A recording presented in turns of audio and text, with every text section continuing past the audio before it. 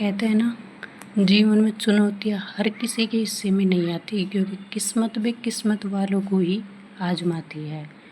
हाय political aspirants, मैं Usha, political science with Usha channel में आपका स्वागत है। आज हम इंडियन कॉन्स्टिट्यूशन का शॉर्ट इंट्रोडक्शन उसको देखते हैं। तो मूल संविधान में भाग 22 थे, अनुच्छेद 395 अनुसूची 8 थी, यानी 26 जनवरी 1950 को जब संविधान लागू हुआ तो उसमें 22 भाग 395 अनुच्छेद 8 अनुसूचियाँ थी। वर्तमान में कुल भाग 25 हैं, वैसे तो 22 ही है लेकिन कुल 25 हैं। अनुच्छेद 395 अनुसूची 12 है।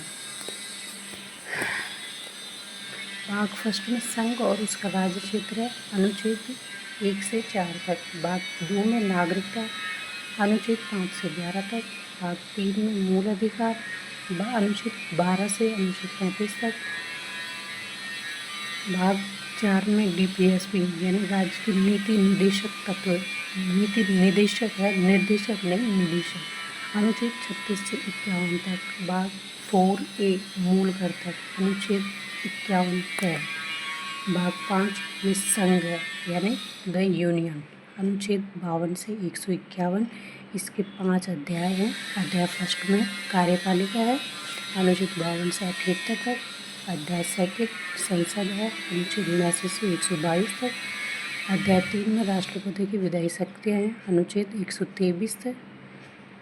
अध्याय 4 में संघ की न्यायपालिका, अनुच्छेद 124 से 147। अध्याय 5 में CAG, controller and auditor general, अनुच्छेद 148 से 151 तक। भाग 6 में राज्य, अनुच्छेद 152 से 237 तक। भाग 7 वो रिपील है 7वें संविधान संशोधन से।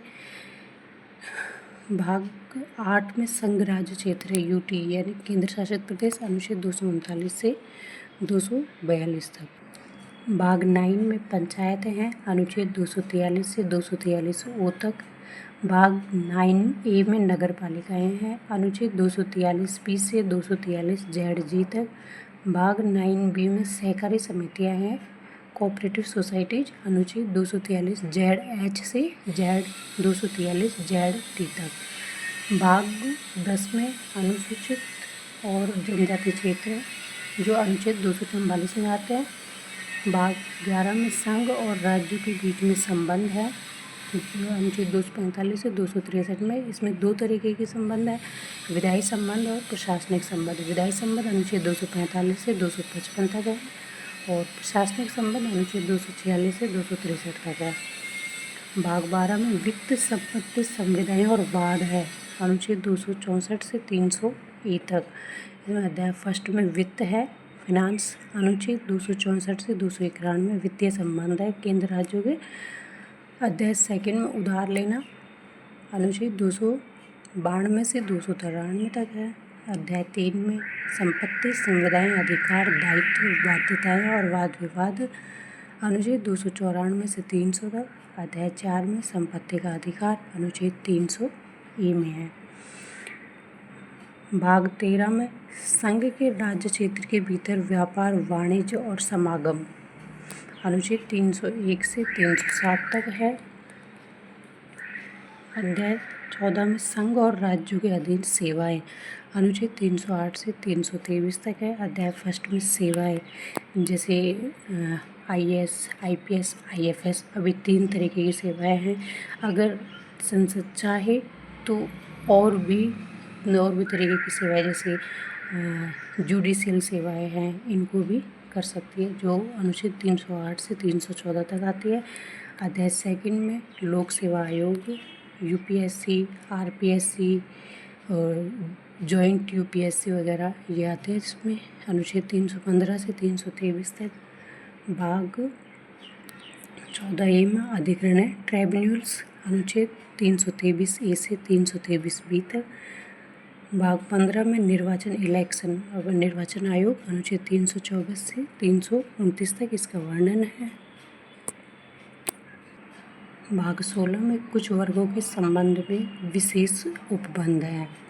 अनुच्छेद 330 से 342 ये थे, जैसे SC ST इनको विधानसभा लोकसभा इनमें आरक्षण और इनके बारे में जो विशेष उपबंध है, और OBC वगैरह ये इन वर्गों के बारे में विशेष उपबंध है। अध्याय 17 में राजभाषा है, अनुच्छेद 343 से 351 तक। इसका अध्याय फर्स्ट में संघ की भाषा है, यूनियन की लैंग्वेज है, अनुच्छेद 343 से 344 तक। अध्याय सेकेंड में प्रादेशिक भाषाएं यानी राज्यों की भाषाएं, अनुच्छेद 345 से 347 तक।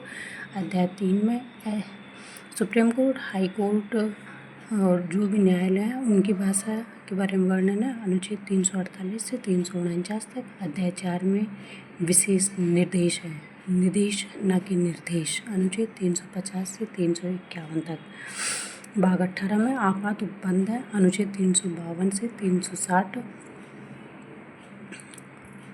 भाग 19 में प्रकीर्ण है, अनुच्छेद 361 से 367।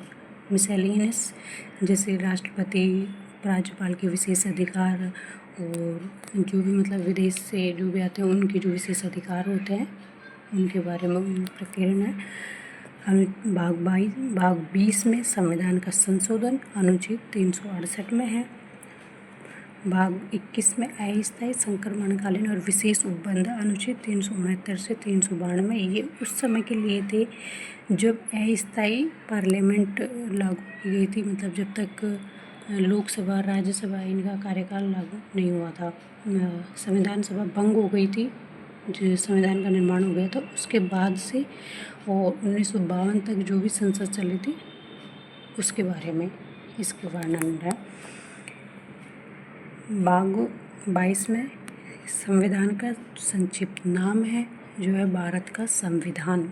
इसका प्रारंभ कब हुआ इसके बारे में है। इसमें हिंदी में प्राधिकृत पाठ जो मतलब राष्ट्रपति इसको कर सकता है, और इसमें इसका निरसन जो भारत का स्वतंत्रता 1947 का स्वतंत्रता अधिनियम था उसका निरसन किया गया था। प्रिवी काउंसिल था तो उसका निरसन नहीं किया, उनके बारे में है, अनुच्छेद 393 से 395 तक। अब देखते हैं अनुसूचियाँ। अनुसूची फर्स्ट में है राज्य और संघ राज्य क्षेत्रों के बारे में है।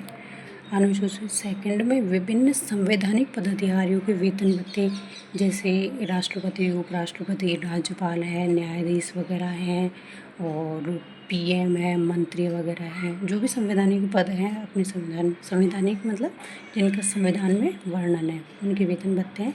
अनुसूची 3 में शपथ है, इनके जो संवैधानिक पदाधिकारी हैं उनकी सिर्फ 2 को छोड़कर, जो आपको कमेंट में बताना है किन किन की शपथ अनुसूची 3 में नहीं है, सिर्फ 2 को छोड़ के।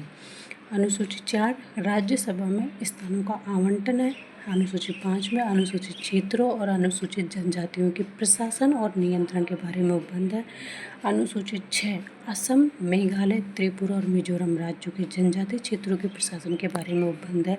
अनुसूची 5 और 6 बहुत इम्पोर्टेंट है, एग्जाम में बहुत उलझाता है इसमें। अनुसूची 6 है इसमें अपन जैसे असम, मेघालय, त्रिपुरा और मिजोरम है, तो जैसे अरुणाचल प्रदेश देता है ज़्यादातर, तो उसमें कन्फ्यूज हो जाते हैं। अगला है अनुसूची 7, इसमें संघ सूची, राज्य सूची और संवर्ती सूची तीनों का यही क्रम है, और आपको कमेंट में बताना है कि कौन सा अनुच्छेद है जिसमें राज्य सूची, संघ सूची, संवर्ती सूची और फिर राज्य सूची का वर्णन है। उसमें राज्य सूची तीसरे नंबर पे, संवर्ती सूची सेकंड नंबर पे है, और संघ सूची फर्स्ट नंबर पे। कौन से अनुच्छेद में आपको बताना है। अनुसूची 8 में भाषाएं हैं। अनुसूची 9 जो फर्स्ट संविधान संशोधन 1951 में जोड़ी गई, कुछ अधिनियमों और विनियमों का विधिमान्यकरण है इसमें। अनुसूची 10 जो 52वें संविधान संशोधन 1985 से जोड़ी गई, इसमें दल परिवर्तन के आधार पर निरर्थक की जाती है उसके बारे में उपबंध है। वैसे 10वीं अनुसूची 1975 में जो सिक्किम का वर्णन किया गया था उस टाइम भी जोड़ी गई थी, लेकिन फिर जब सिक्किम को भारत का राज्य का दर्जा दे दिया तो इसको वापस से रिपील कर दिया गया। फिर इसको 52वें संविधान संशोधन 1985 से वापस से दल परिवर्तन का इसमें वर्णन किया गया, जोड़ा गया। अनुसूची 11 जो 73वें संविधान संशोधन 1992 से में जोड़ी गई, जिसमें पंचायतों की शक्तियाँ, प्राधिकार, उत्तरदायित्व, यानी पंचायतें क्या क्या कार्य करती हैं, इनकी क्या शक्तियाँ हैं, कहाँ तक का कार्य कर सकती है, ये है अनुसूची 12 जो 74वें संविधान संशोधन 1992 से जोड़ी गई। इसमें नगर पालिकाओं की शक्तियाँ, प्राधिकार, उत्तरदायित्व, इनके कार्य वगैरह उनका वर्णन है। तो थैंक यू, बस इतना ही था। और इसके आगे की, अब इससे आगे हम मतलब एक एक अनुच्छेद का विस्तृत रूप से वर्णन करेंगे। Thanks for watching and subscribe and like for more videos.